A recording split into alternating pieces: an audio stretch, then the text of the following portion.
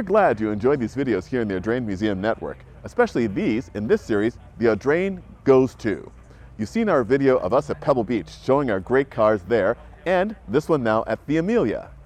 Subscribe now, hit that bell icon to be notified when we put up more in this series, because you never know where in the world the Audrain family will turn up next, preserving, celebrating, and sharing automotive history. I'd just like to say, forse sarà in Italia? But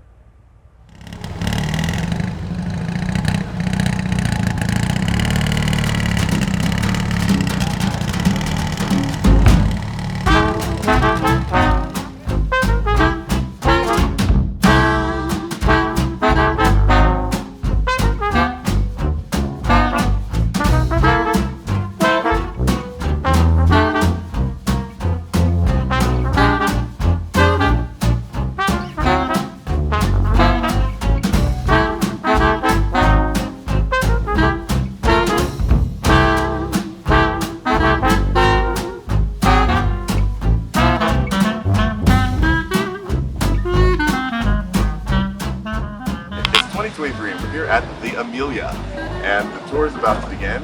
And what better tour car than our fabulous 1948 Hudson Commodore. I unfortunately won't be on the tour, but I know that this will be one of the most comfortable and dramatic rides on the tour, and there's some pretty dramatic cars here in this lineup, so it's going to be a great start to this Concours weekend. We can't wait for it.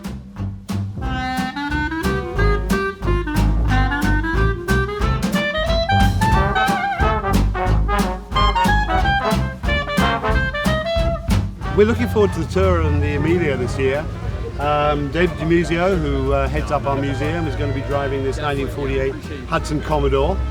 And I love this car. It sits outside my office in Newport, and I look at it every day. And I think this deserves some fresh air, some miles under its tires. It's going to be a great day. The weather is looking superb. Great collection of cars, but it's so great to see cars on the road being used, being driven, doing what they were supposed to do. So it's going to be a wonderful day, and we hope we're going to do well at the weekend.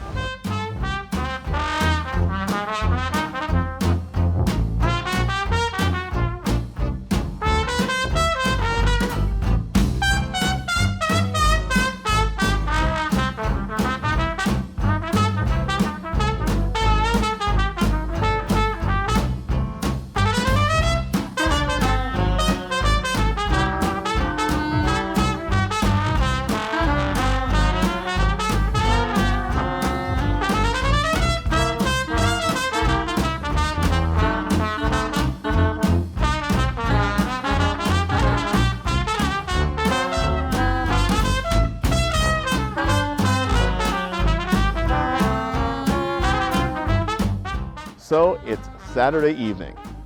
We've had the great tour yesterday. We've had 4 auctions over 3 days. And tomorrow, the big event, the Amelia Concours, what we've all been waiting for. I've got a lot to do tomorrow. The entire Audrain team has a lot to do tomorrow, showing 2 cars, of course, the Cooper Monaco King Cobra and the 48 Hudson Commodore. I'll be judging and singing the national anthem, and just running around from pillar to post, and it's going to be great. It's wonderful to see so many people that you know and love, people that really know the Audrain, which is really terrific. You know, we come down here to Florida, and yeah, it's warm, but we miss it back home too, and it's great to hear so many people say they can't wait to get to the Audrain. So we're here to enjoy the Amelia, but we're always thinking of home. Can't wait.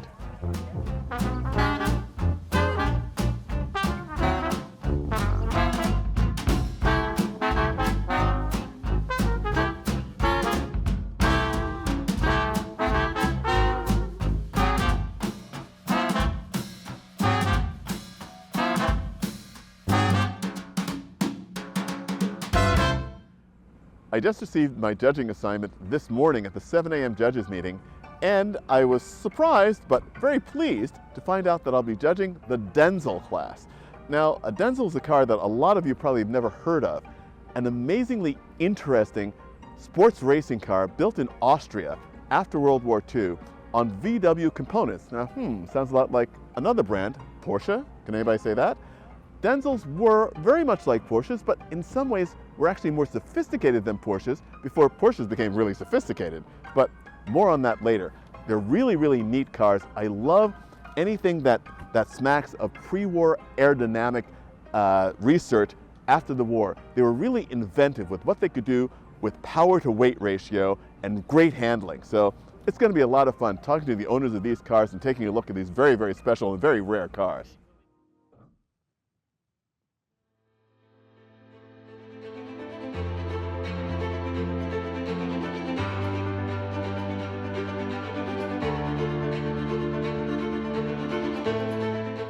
Well, here we are. It's Sunday morning at the Amelia, and we're all ready. Cooper Monaco, King Cobra is ready. The Hudson Commodore is ready. And I think everybody waiting here is just dying to have a beautiful day. The humidity's broken. It's going to be a spectacular day. I can't wait. We'll see how we do, but it doesn't matter. Just sharing these cars with everybody here is what we've come for.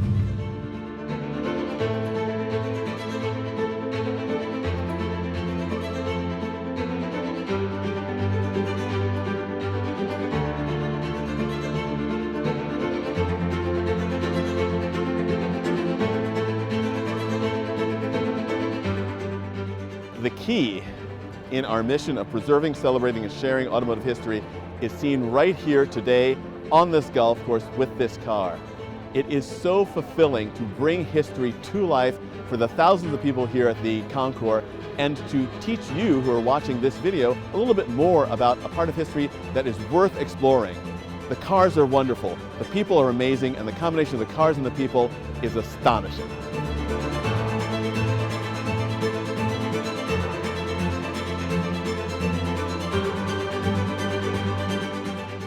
So tell us a little bit about how the Cooper Monaco King Cobra project came to be. Well, this is a fabulous car from a standpoint of the history of motor racing, because prior to building this car, if it hadn't have been for Carroll Shelby combining a car that had run in Europe as a 2.5 liter Coventry Climax motor, nobody had ever thought about putting a V8 in a rear engine car. This is a totally new idea for the United States. And Carroll brought it over, and he did the same thing that we did with the Cobra. We put the little 289 Ford V8 in a foreign chassis and totally changed motor racing.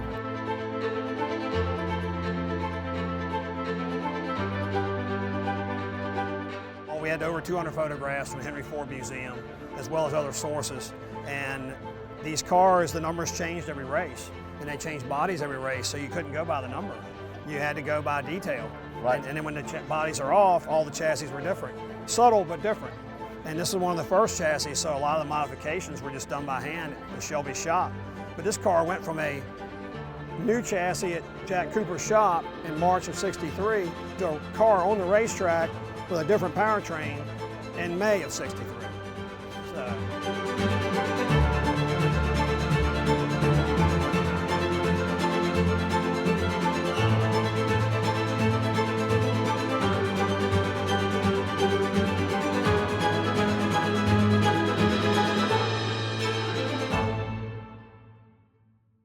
The 2023 edition of the Amelia is just about a wrap.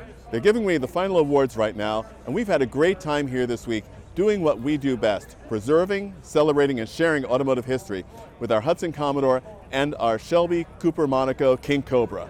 We didn't get any hardware with the Hudson, although it was an absolute crowd favorite. Everyone who saw it fell absolutely madly in love with it. And we did win an Amelia Award with the Cooper Monaco. And we got to spend time with our great friend Peter Brock, and also heard from our team member Lee Castleberry about what this car and this restoration meant to him. So listening to the reaction of people as they came by this car and saw and understood what this generation of sports racing actually meant is an absolute thrill, and it's the reason why we come to events like this and why we share cars like this. So if you enjoyed this video, be sure to keep watching here on the Audrain Museum Network. Hit the subscribe button if you're not a subscriber already, and look for our next adventure of the Audrain sharing these great cars in wonderful places around the country and around the world. See you soon.